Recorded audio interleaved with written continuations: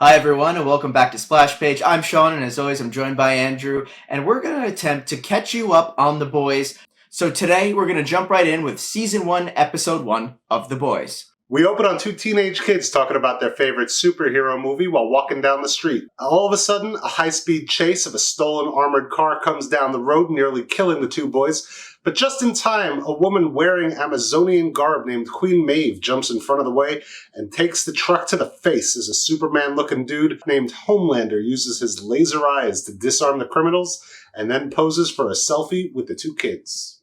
With this one clip, the world is set up for us. We're in a world where superheroes exist. They're celebrities. They are stars in movies. Well, about themselves.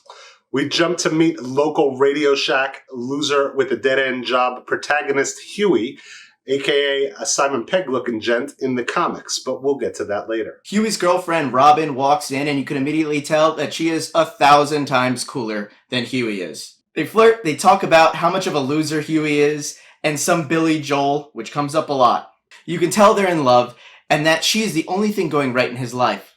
They discuss where they're going to eat, and that they should move in together because Robin is sick of sleeping over at his dad's house and looking at the Billy Joel poster on his ceiling. Then, the launching point for this show, Robin steps into the street, and then pop! She explodes. Blood rains all over Hughie and the street. Another superhero, named A-Train, a hero with super speed, runs through her, looks at her, and then runs away. Hughie returns home from Robin's funeral, and his dad is played by Simon Pegg. A lawyer shows up and attempts to get Hughie to sign an NDA and will pay him $45,000 to keep his mouth shut about what just happened to Robin. Hughie is furious, refuses to sign, and instead wants someone to apologize for what happened to Robin. We get a training montage introducing us to another character named Starlight, who is a small-town superhero with super strength and the ability to manipulate light and electricity.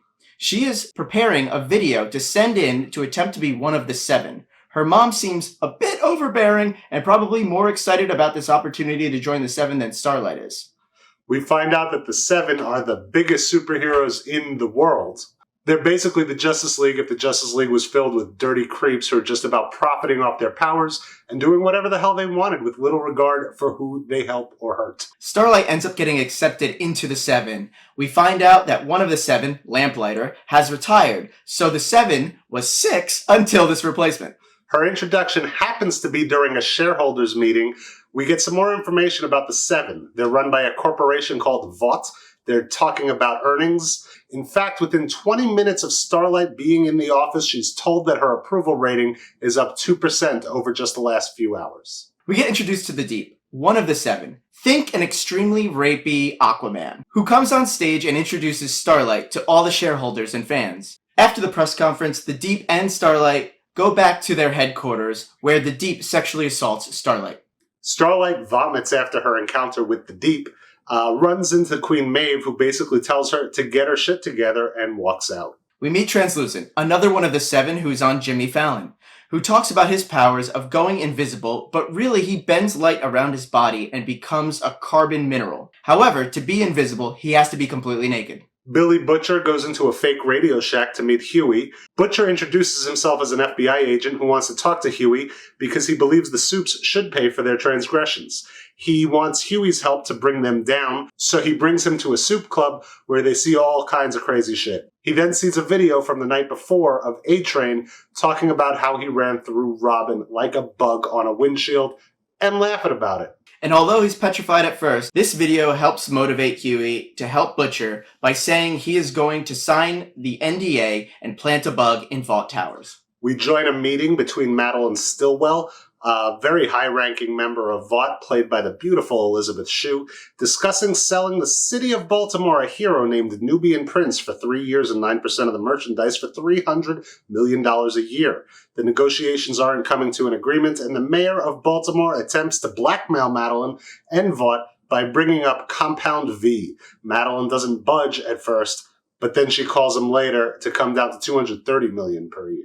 Then, completely by chance, Starlight sits on a park bench next to Hughie. Starlight, still upset about what happened with her in the Deep, starts to talk to Hughie, and Hughie makes her feel better. While they don't actually tell each other who they are or their backgrounds, it's a really nice moment that they share.